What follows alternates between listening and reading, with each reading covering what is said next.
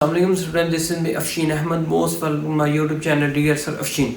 Student जैसे कि हमने रिव्यू एक्सरसाइज स्टार्ट करने लगे हैं, इंतहाई इम्पोर्टेंट। मैंने बताया था कि हर चैप्टर की रिव्यू एक्सरसाइज बहुत ज़्यादा ही इम्पोर्टेंट है, तो ये भी रिव्यू एक्सरसाइज बहुत ज़्यादा इम्पोर्टेंट है। और इस रिव्यू एक्सरसाइज का इम्पोर्टेंट क्वेश्चन करने लगे हैं, यानी क्वेश्चन नंबर 1 MCQs बहुत ही ज़्यादा आसान है और समझ के करने हैं, फिर आपको मज़ा भी आएगा करने का। और ये सारे MCQs आपको इंशाल्लाह बुक वाली आने हैं, तो अच्छी तरीके से आपने सीखने हैं। चलते हैं बेटा MCQs की तरफ। पहला है 4 option are given, each statement in circle the correct answer. भाई 4 ऑप्शन है, आपको कहता है कि दिए गए हैं, जो करेक्ट आंसर है उसको सर्कल करें। मैंने ऑप्शन तो नहीं लिखे, लेकिन कुछ 1-2 MCQs के ऑप्शन इस वजह से लिख दिए हैं मैंने कि बेटा इस वजह से लिखे हैं क्योंकि वहाँ पे ना आपको देखना पड़ेगा कि कौन सा ठीक है। वैसे तो मैं सॉल्व करूंगा तो हमें पता चल जाएगा ये है आंसर, तो लेकिन कुछ का हमें देखना पड़ेगा। वो कैसे? चलते हैं तो बेटा पहले क्वेश्चन की तरफ। इन दी फॉलोइंग, कहता है ये जो फॉलोइंग है ना नीचे, इनमें लीनियर इक्वेशन क्या है। सबसे पहले पता होना चाहिए लीनियर इक्वेशंस क्या होती है। किसी भी वेरिएबल की पावर 1 हो वो होती है लीनियर इक्वेशन। जैसे अगर हम लिखते हैं जी 2x + 1 या 2x + 3 = 0, तो ये है वेरिएबल x, इसकी पावर कितनी है 1। अगर मैं इसकी पावर बेटा कर देता हूँ 2, तो ये क्वाड्रेटिक में चली गई। 3 कर दूंगा क्यूबिक में चली गई। तो इसमें वेरिएबल भी होना जरूरी है और वेरिएबल की पावर 1 होना जरूरी है। तो पहली जो है, पहली अगर देखी जाए तो एक और निशानी लीनियर की तो आपके समझ आ गई कि जिसके वेरिएबल की पावर क्या हो 1। दूसरा लफ्ज यहाँ पे यूज हुआ है इक्वेशन। इक्वेशन बेटा वो होता है जिसके अंदर इक्वल का निशान आ जाए, जिसके अंदर क्या आ जाए, इक्वल का निशान, तो वो होती है लीनियर। वेरिएबल की पावर हो, ठीक है, और उसमें क्या आ जाए, इक्वल का निशान आ जाए। ये वेरिएबल की पावर भी आ गई 1 और इक्वल का निशान भी आ गया, तो इसको हम लीनियर इक्वेशन कहेंगे। ये दोनों शर्तें होनी चाहिए। पहले देखें इनक्वालिटी है, तो ये इक्वेशन हो ही नहीं थी सकती, ये इक्वालिटी है। यहाँ पे भी लेस देन है तो इनक्वालिटी है, ये भी नहीं हुआ। अब इक्वेशन इन दोनों में से ही ये हो सकती थी, यहाँ तो ये हो सकते हैं, ये भी इक्वेशन होती, ये भी इक्वेशन है, लेकिन लीनियर नहीं है क्योंकि यहाँ पे वेरिएबल की पावर 1 नहीं है। ये इक्वेशन है, ये भी इक्वेशन है क्योंकि इनके दरमियान इक्वल नजर आ रहा है आपको, लेकिन लीनियर इस वजह से नहीं है क्योंकि यहाँ पर वेरिएबल की पावर 1 नहीं है। यहाँ पे देखिए वेरिएबल की पावर कितनी है 1, तो इसका मतलब ये लीनियर इक्वेशन है, तो ये हमारा करेक्ट आंसर है। इस वजह से ये इसको हम सर्कल कर लेंगे, सी वाला आंसर। इस वजह से मैंने ये चारों ऑप्शन लिखे थे। नेक्स्ट है कि वो तो बहुत आसान है, सिंपल, हम आंसर निकालना है। कहता है सोल्यूशन बताएं क्या है। 5x - 10 = 10। ये माइनस है, इधर क्या हो जाएगा प्लस, तो 5x 10 + 10 5x = 20। ये मल्टीप्लाई इधर क्या हो जाएगा डिवाइड, तो 20/5 कटिंग कर ले, 5 1 5 5 4 20, तो x का जवाब कितना आ गया 4। तो यहाँ पे आंसर लिखेंगे जी 4 ऑप्शन कौन सा है, आपको साथ निशान भी लगवाता जाता हूँ। ये 4 ऑप्शन सी वाला है, सी वाला है जो कि 4 ऑप्शन इसका करेक्ट आंसर है। नेक्स्ट क्वेश्चन की तरफ चलते हैं, वो भी बेटा हमने इसी तरीके से करना है। अब ये देखें, इनमें से जो भी है सॉल्व करते जाएंगे, फिर आपको समझ आ जाएगी। यहाँ पे वेरिएबल की यानी कि आंसर हमने निकालना है।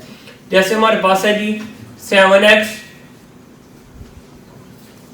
+ 4 < 6x + 4।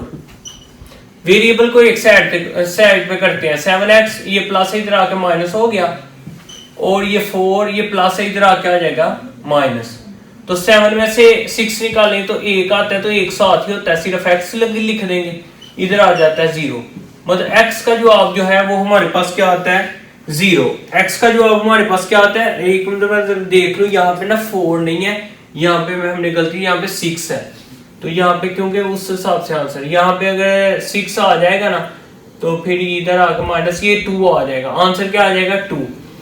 अब हमारे पास ना आंसर आया 2, और अब ये देखें कि जो आंसर है ना इसका, ये किसकी तरफ है। सबसे पहले मैं एक इक्वेशन बना लेता हूँ, लाइन लीनियर इक्वेशन लाइन, ताकि आपको समझ आ जाए। मार्कर नहीं चल रहा, मार्कर चेंज कर लेते हैं। ये देखें, ये हमने एक लाइन लगा ली, आपको पता है कि ये पॉजिटिव की तरफ चलते हैं 1 2 3 4, और ये नेगेटिव की तरफ चलता है। अब हमने क्या देखना है, ये इन्फिनिटी तक, माइनस इन्फिनिटी, ये पॉजिटिव इन्फिनिटी, ये चलता चलता ऐसे। अब ये देखें, सबसे पहले 2 देखना है, तो मेरे पास 2 कहां पर है जी, ये है, ये 2 है, तो यहाँ पे ना सर्कल लगा देते हैं, यानी कि अगर तो बेटा ये r इक्वल होता ना, तो इसकी जगह हमने ये वाला साइन यूज करना था कि ये इंक्लूड है। अब नहीं है तो एक तो हमने साइन यूज करना है ये वाला, ये आपको पता होना चाहिए। एक ये हमने जाना किस तरफ है, जिसकी तरफ मैंने कहा था, ये मैंने आगे क्वेश्चन बताए हुए हैं, बड़ी डिटेल से समझाए हैं, अगर आपको पता होगा जिसकी तरफ ये कोना बना होगा, हमने इस तरफ जाना था, तो इसकी तरफ आए हैं, तो इन नेगेटिव इन्फिनिटी की तरफ आए हैं। एक तो हमने 2 लिखना है और एक हमने क्या लिखना है, माइनस इन्फिनिटी। तो ये बेटा हमारे पास ऑप्शन है, तो ये सी वाला ही है। अच्छा, ये जब अगर ये r इक्वल आ जाता ना इसके नीचे, तो फिर बेटा हमने ये ऐसे कर देना था, लेकिन ये सिंबल इस वजह से छोटी ब्रैकेट आई है क्योंकि ये नीचे r इक्वल नहीं है, तो ये 2 इसका मतलब नहीं है, इसके नीचे नीचे वाले हैं। तो ये उम्मीद है कि आपको बहुत अच्छे तरीके से समझ आ गई होगी, ये भी इंपॉर्टेंट है एमसीक्यू से। तो लिहाजा इसका जो ऑप्शन है वो ये मैं लिख दिया है। क्या ऑप्शन है यहाँ पे लिख देते हैं जी, माइनस इन्फिनिटी से 2 की तरफ, और ये ऑप्शन आपका बन रहा है सी वाला।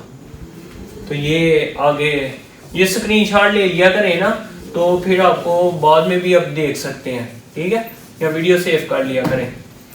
अच्छा, आगे चलते हैं जी क्वेश्चन नंबर 4 की तरफ।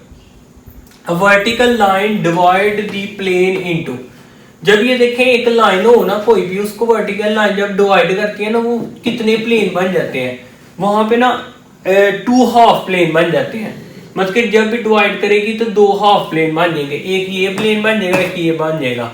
तो वैसे भी एक एक्स एक्सिस होता है, एक वाई एक्सिस होता है, तो ये जो ऑप्शन है ना इसका बन जाएगा 2 हाफ प्लेन, 2 हाफ प्लेन यानी डी वाला।